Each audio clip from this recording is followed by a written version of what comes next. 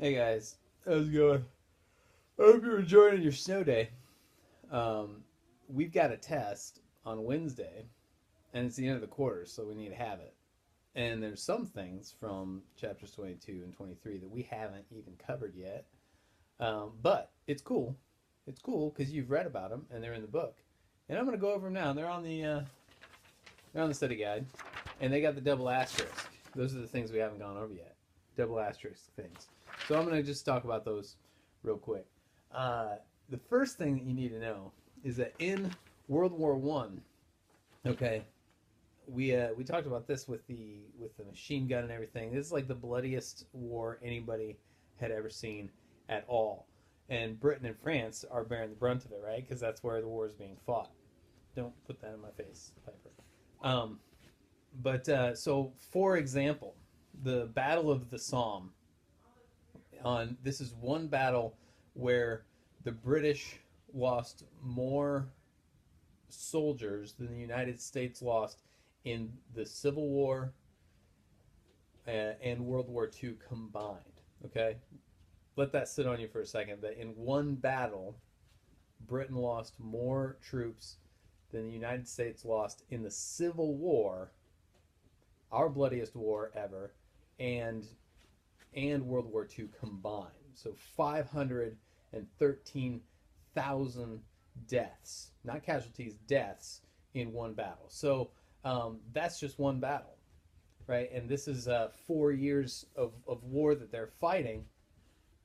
And so United States, though, comes in, and we enter the war.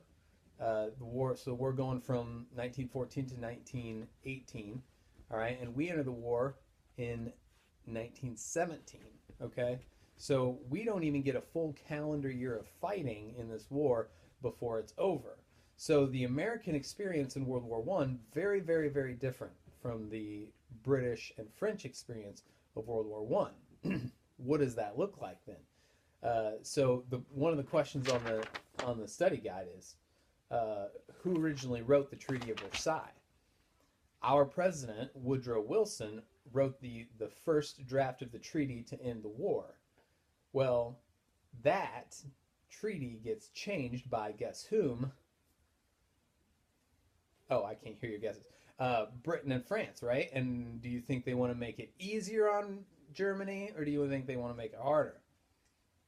Yeah, they're going to go pretty harsh on them. And so the treaty that ends World War One, okay, being harsh on Germany, what are going to be the negative effects of that treaty being harsh on Germany at the end of World War One? What do you think is going to happen, or are going to be the negative consequences of being harsh on Germany at the end of World War number one?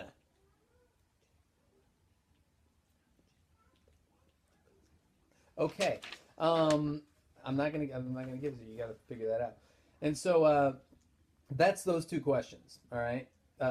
Britain and France amended it by imposing reparations, or they had to pay back a lot. So, and war always creates debt. The other thing that war always does is it always increases the need. Remember, war brings about necessity, and so production. So production is a big thing. Well, in the United States, where's all the production? Where's all the industry happening? Yeah, in the north. And so who is still at home and not fighting in Europe?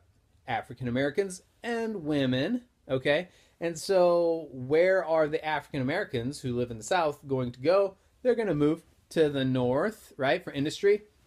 It's called the First Great Migration. Okay, and so that's how World War One affects African Americans. That's that question right there. Where did communism come from? Karl Marx. All right. That's all you need to know. We're going to talk more about communism when we come back from the break as we go into World War II. But for now, all you need to know is communism comes from Karl Marx, and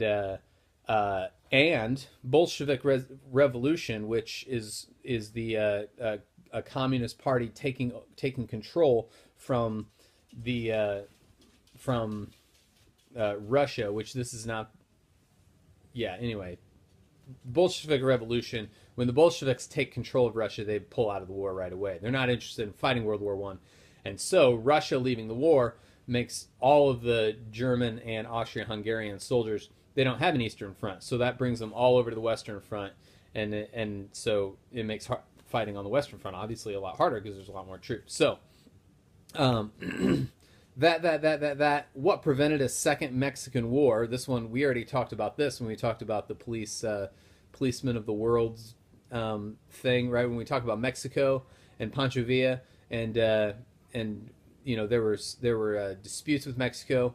Well, Germany was doing the same thing that we were. They were trying to back a revolutionary because Germany wanted to get into Mexico and make allies with Mexico as well.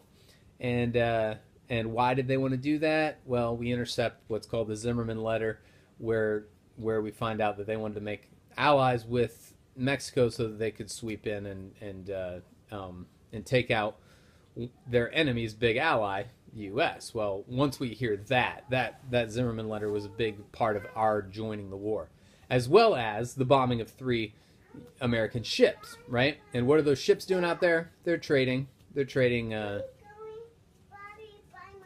Oh, you're going potty by yourself? Aw.